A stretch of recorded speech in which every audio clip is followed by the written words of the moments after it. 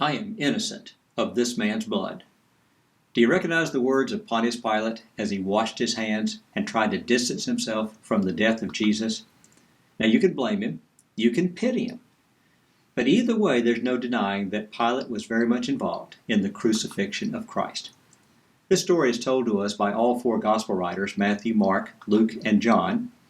Jesus had gone through the 3 Jewish trials, and now he was handed over to Roman custody, and there he'll experience 3 Roman trials.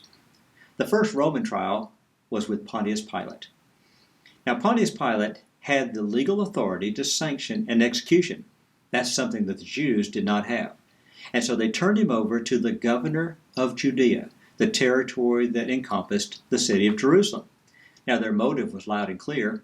As John records for us, Pilate said to them, "You take this man, you judge him according to your law, deal with him accordingly." And they said, "No, we are not permitted to put someone to death." And that's what they want Pilate to do for them, to execute Jesus. Now, it was early morning, just before sunrise, when they showed up at his place. The Jewish trials had gone on through the night, and now this early morning, they're ready for Pilate to finish what they started. Now, he's not going to be in a good mood. First, he and the Jews don't get along. They don't like each other. Second, they woke him up when he was in bed.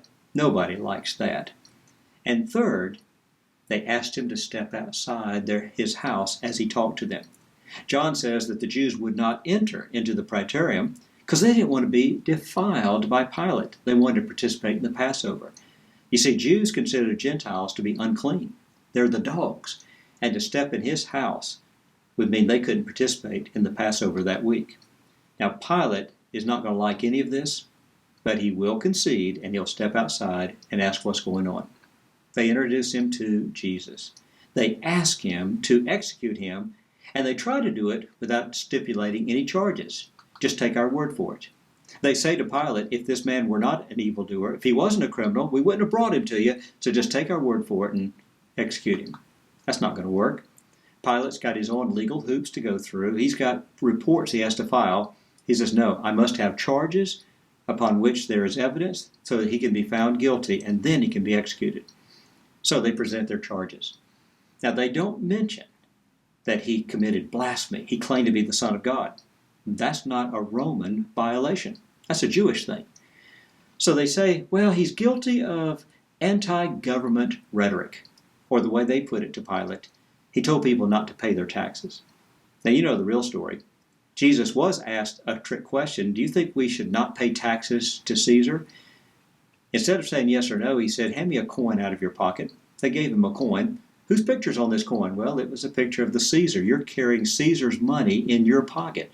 So my answer is, render to Caesar what belongs to Caesar, and then give God what belongs to God. Far be it that he said, don't pay taxes. If anything, he supported the paying of the taxes. So they tried another charge, and that was treason. He claims to be a king, and there's only one king, and that's Caesar.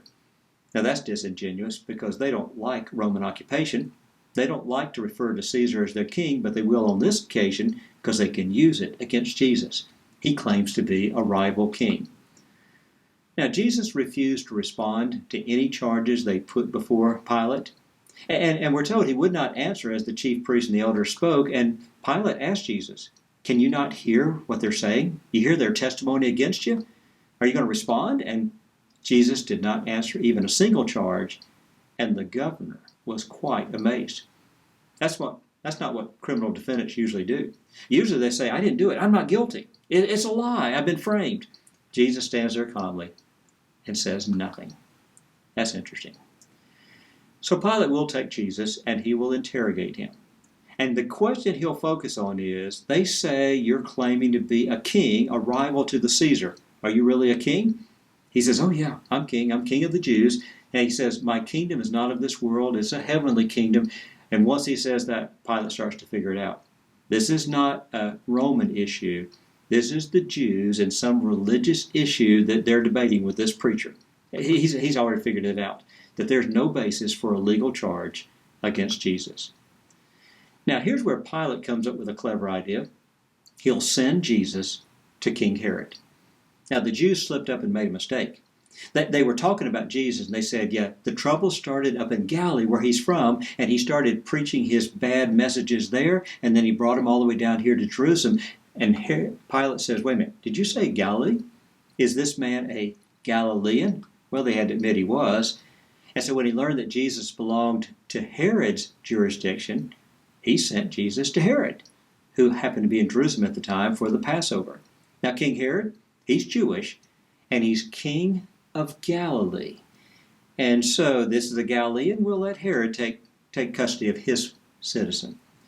Herod's delighted to have the chance to do the trial of Jesus. So this is Roman trial number 2 now. And he'll ask questions, and Jesus refused to even say a word. He won't respond at all. He has nothing to do with Herod. At some point, Herod will have to turn him loose. And this is only recorded by Luke because it was a trial that led to nothing. It was a waste of time. But he sent him back to Pilate, and thus commences trial number 3 among the Romans. Now at this point, Pilate's already interrogated him. He's already found there's nothing here, nothing of substance anyway, just a lot of Jewish wrangling. So he attempts to get Jesus released. He first made the effort to say to them, here's what I'll do. I can't find any guilt in him. How about I punish him, and then we'll turn him loose. You'll get your satisfaction from the punishment. They don't say yes to that. His second strategy, he takes a man named Barabbas, puts Barabbas and Jesus side by side, and said, I'll release one of these two. Which one you won't turn loose? Now this was a tradition every year during the Passover, an annual amnesty, where somebody's going to be released. It's usually a crowd favorite, someone that the crowd believes was wrongly imprisoned, and so they want him out. So who do you want turned loose? Now the man he picked was not a crowd favorite. Matthew describes him as a notorious, infamous prisoner. He is also described by Mark as someone who took place in a rebellion, an insurrection, and he murdered someone. Last thing you want is a murderer turned loose on the streets. But that's what the Jews will settle for. The chief priests and the elders persuaded the crowd to ask for Barabbas and ask that Jesus be put to death. That's how badly they want Jesus executed. Pilate didn't want to do that, so he once again goes back to plan A, and that is he punished Jesus. He had him beaten severely. He's bleeding, he's bruised. He brought him back out on stage and says, behold the man. Take a good look. Are you satisfied? The answer was no. They wanted him crucified. This is where the Jewish leaders put political pressure on Pilate. First, we're told that the crowd was starting to build into a riot mode, and Pilate saw that. He knew that was trouble. So then they said to Pilate, if you don't do something about Jesus, we're going to send a bad report to the emperor. What was the bad report?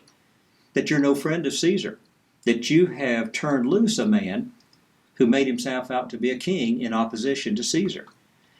Now, that's not going to work. That the emperor here, that he would not deal with a dangerous rebel, and that there was a riot, he was unable to maintain law and order. Pilate finally concedes. He says, okay, I will do something with Jesus. I'll do more, but what do you want? We want him to be crucified. Crucify him, they yelled. Why? He hasn't done an evil worthy of it. And yet they still kept on shouting, crucify him, crucify him, crucify him. Pilate only saw one choice, and that was he had to crucify Jesus. And that's when he made a fateful decision that will go down in history. And this will not make him look good. No, I said it right. He will go down in history. You see, he'll be known as the man who crucified Christ. In the Apostles' Creed, that earliest of the Christian creeds, it has a line that says that Jesus suffered under Pontius Pilate and was crucified. You see, there's no amount of washing his hands in which Pilate could remove the guilt of participating in the death of Jesus. Just not going to happen.